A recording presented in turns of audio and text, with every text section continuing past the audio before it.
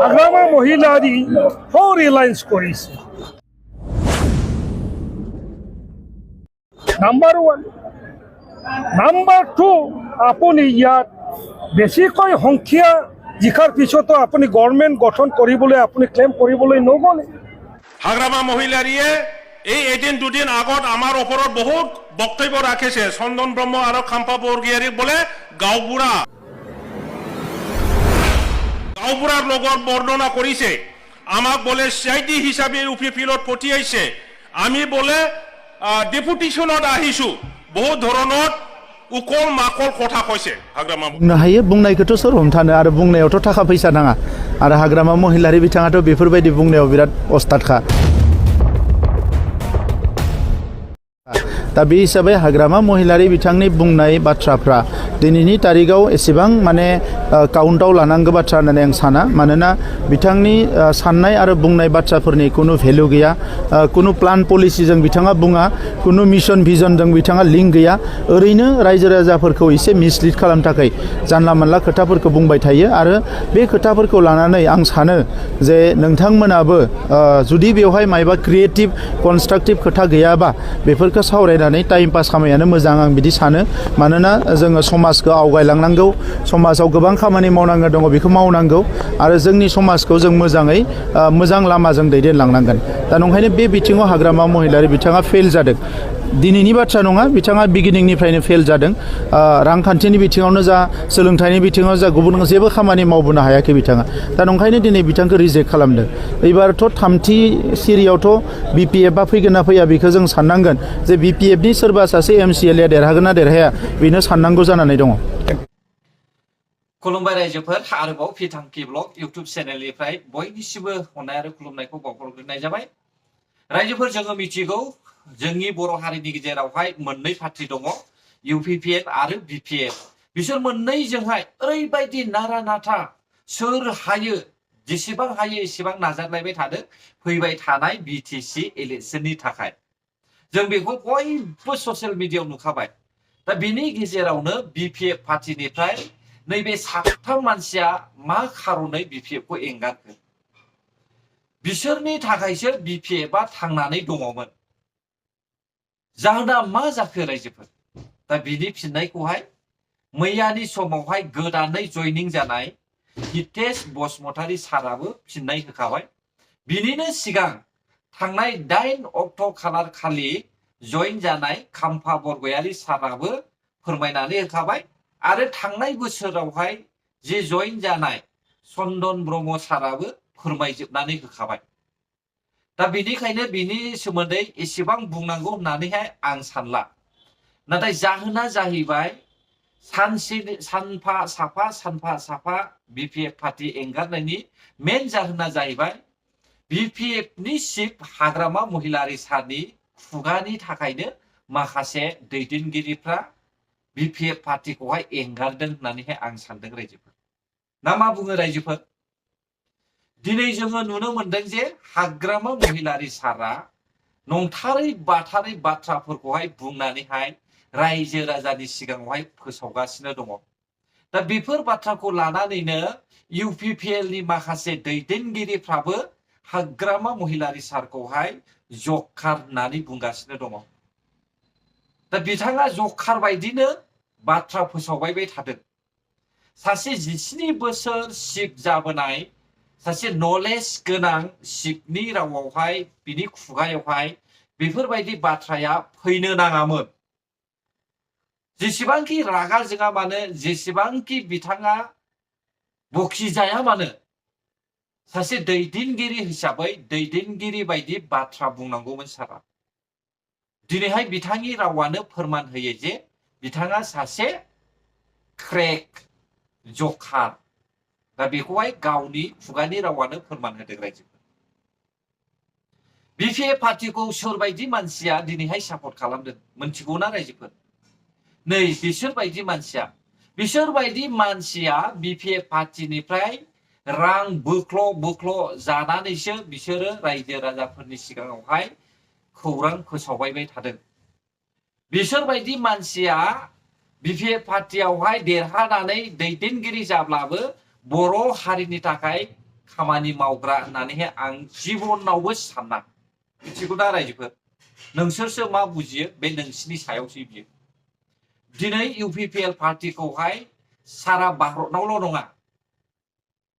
इन्टारनेशनेलावबो दिनै इउपिपिएल पार्टिनि खामानि मावनायखौहाय माखासे सुबुंफ्रा फैनानै बाख्नायदों जोंनि भारतआवहाय इउपिपिएल पार्टिखौहाय साफ्रोमबो दैदेनगिरिफ्रा बिनि खामानि मावनायखौ मोजां मोननानैहाय बाख्नायदों नाथाय बिपिएफनि चिफ हाग्रामा महिलारी सारनि बायदि जि खामानि मावनाय बेखौहाय माब्लाबा नोंथांमोना बाख्नायनाय नुदोंमोन नामा जोंनि भारतआवहाय जोङो माब्लाबाबो नुफेराखै अब्ला रायजो राजाफ्रा मा साननानै बिपिएफ बायदि सरकारखौहाय दिनै सापर्ट खालामबावखो बिपिएफ पार्टिनिखौ सापर्ट खालामग्रा रायजोफ्रा माबायदिया खालामदों मिथिगौ ना रायजोफोर सोरबाया टिसिएलसिनि चेयारमेन सोरबाया जब कार्डनि मेम्बार सोरबाया थाइसे थाइनै मोनजानाय सापर्टार्सफोर सोरबाया बेबायदिनो पिएमएवाइजिनि न'नि मेम्बार्सफोर बैसोर बायदि सुबुङा दिनैनि समावहाय जेबो खाबु मोनाखै बिसोर बायदि सुबुङा बै समाव बिपिएफनि मोननाय समावहाय गुलाब गुसाब रां बाहायदोंमोन आरो बिसोर सुबुङा थिनानैबो दोननो रोङैनि थाखाय दिनैहाय सोमावसारदों बिपिएफ पार्टिजोंहाय मदद खालामनानै बिसोर बायदि मानसिया बिपिएफखौहाय मदद खालामदों रायजोफोर मिथिगौ ना रायजोफोर बे बाथ्राखौहाय नोंथांमोना माब्लाबाबो नंखाय होननानै दासान आं नंथारै बाथ्राखौ माब्लाबाबो बुङा दे रायजोफोर जाय बाथ्राया नंथारगौ बे बाथ्राखौ लानानैसो आं बुङो जेराव रिहन दैमारि साराबो बुंखादों बै समावहाय कम्बल बायदिसिना मोननोमोन रायजो राजाफ्रा कम्बल बायदिसिना होनानैनो अब्ला फुस्लायबोदोंमोन बे बाथ्राखौबो आं भिडिअ हगारखाबाय ना रायजोफोर बेनिखायनो आं बुंदों बिपिएफ पार्टिनि चिफ हाग्रामा महिलारी सारा 17 बोसोराव जुदि हारिनि थाखाय सानदोंमोनब्ला जोबोद मोजां जागौमोन आरो मोनसे कुइसना जाहैबाय बिपिएफनि चिफआ 5 बोसोरसिमहालागै इउपिपिएल सरकार जाजेननायनिफ्राय बिटिसिनि बाजेट सेसनावहाय मानो थाङाखै ना बिथाङा भाषा रोङिनि थाखाय थाङाखै ना बिथाङा गावखौनो नलेज गैया साननानै थाङाखै ना बिथाङा नलेज गोनां मानसिफोरजोंहाय थरख बिथरख खालामलायनो बाथ्रा दान्थेलायनो हायिनि थाखाय थाङाखै ना बिथाङा गावनि दैदेनगिरिफोरजोंहाय सुथुर जानानै थानायनि थाखाय थांनोहाय साहस मोनाखैमोन नामा ना मा बुङो रायजोफोर आंथ' बिदिसो सानदों भाषा रोङिनि थाखायसो थाङाखै नामा ना बेयावहाय थाङोब्ला माखासे कुइसन सोंगोन बेफोरखौहाय एन्सार होनो हानाय नङा बेखौ साननानैसो थाङाखै नामा सासे चिफ जालायनानै बाजेट सेसनावहाय मोनसे पार्टिनि दैदेनगिरिया थाङाब्ला माब्रै जानांगौ दा बिनि खारनावनो जानो हागौ बिनि दैदेनगिरि नै बिसोर साथामा बिपिएफ पार्टिखौ एंगारदों रायजोफोर ना मा बुङो दानिया फै जोङो आसामनि केबिनेट मन्त्रि इउजि ब्रह्म सारा मा फोरमायदो एसे खोनासंनोसै हाग्रामा महिलारी কেইদিনমানত সহাত বাওহাত তেওঁৰ লগত থকা আমাৰ চন্দন ব্ৰহ্ম কাম্পা বৰগয়াৰী ইউপিপিএলত যোগদান কৰাৰ কাৰণে হয়তোবা আজি মনত কোনো শান্তি নাই স্থিৰতা নাই যাহা বকি আছে কেতিয়াবা ক'লে যে নাই নাই তেওঁলোকে যোৱা নাই এতিয়াও বিপিএফ দলতে আছে তেওঁ বোলে নাজানে ইউপিপিএলত যোগদান কৰাটো আৰু ইদিনা ক'লে ডিপুটেশ্যনত পঠাইছে বুলি তেওঁহে পঠাইছে বোলে ডিপুটেশ্যনত ইউপিপিএলৰ মাজত গৈ পেলাই ইউপিপিএলৰ ভিতৰুৱা কথাবিলাক হাগ্ৰামা মহিলাৰীক জনাই থাকিব লাগে তেওঁলোকে আৰু আজি কি ক'লে গাঁওবুঢ়া ক'লে কালি বা কি কয় আসল কথাটো হ'লকে হাগ্ৰামাৰ লগত বা বিপিএফৰ বৰ্তমান নেতাসকলৰ লগত ইউপিপিএলে যুঁজি থাকিবৰ সময়ো নাই যুঁজি থাকিবৰ কাৰণে প্ৰয়োজনো নাই তেওঁলোকৰ মনত এটা উদ্দেশ্য আছে যে এই সময়ত আমি কোনোবা এটা দলত এক হৈ পেলাই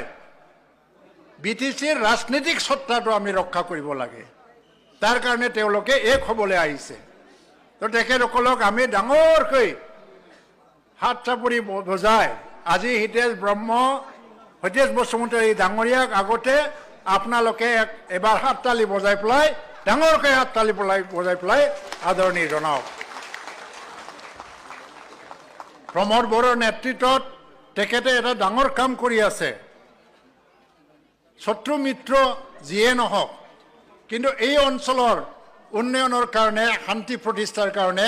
যিসকলে একেলগে কাম কৰিবলৈ আগবাঢ়ি আহে সেইসকলক তেওঁ আঁকোৱালি ল'ব পাৰে। আমাকো বুজাই আছে, আমাকো কৈ আছে যে আমি চবকে আঁকোৱালি ল'ব লাগে। আজি আমি চবকে আঁকোৱালি লৈ আছোঁ। অকল BPFৰ পৰা কিয়, অন্য দলৰ পৰাও যদি আহে, বিনা চৰ্তত BTCৰ উন্নয়নৰ কাৰণে, শান্তিৰ কাৰণে,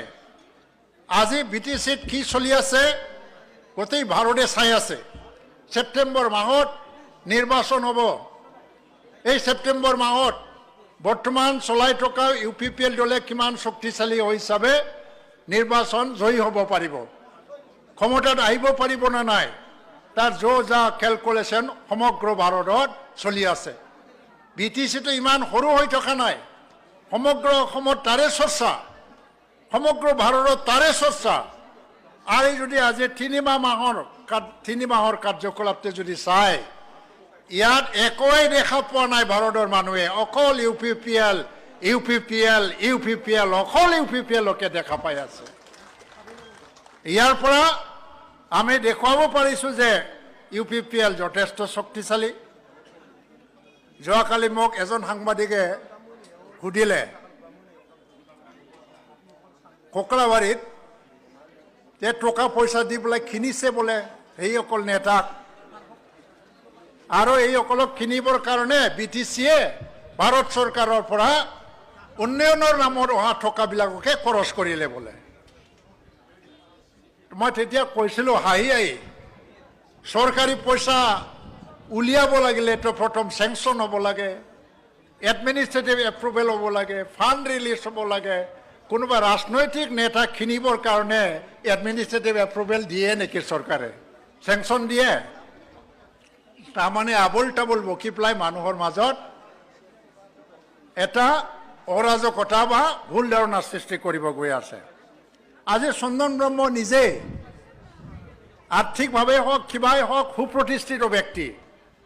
তেওঁ বাচি থাকিবৰ কাৰণে কাৰোবাৰ সহায় নালাগে। খাম্পা বৰগৰীয়াও এটা সময়ত ডেপুটি চিফ আছিলে,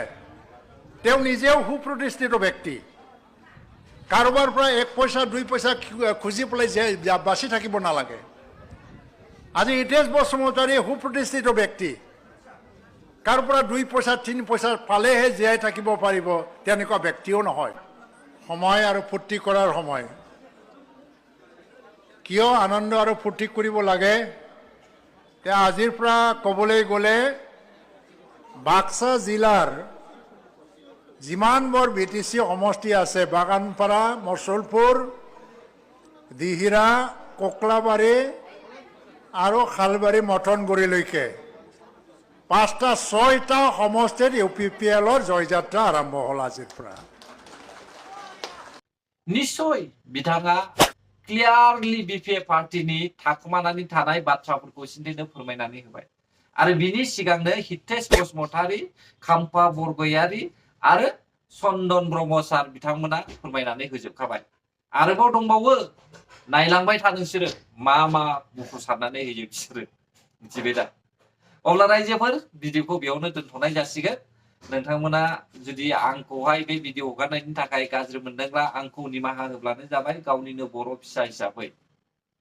दानिया लोगोफोर, आङो नोंथांमोननियाव मोनसे रिक्वेस्ट खालामबाय, भिडिअखौ like, share, comment and subscribe खालामनानै हो। नोंथांमोननि अननायावनो, नोंथांमोननि मददावनो आंबो 10K खौहाय मोननो थांगासिनो दङ। आरो फैबाय थानाय समावहाय 100K खालामनानै होब्लानो जाबाय। गोजोन्थों जोबजासे भिडिअखौ नायनायनि थाखाय। बर' हारि जय जाथों, जय बर' हारिनि।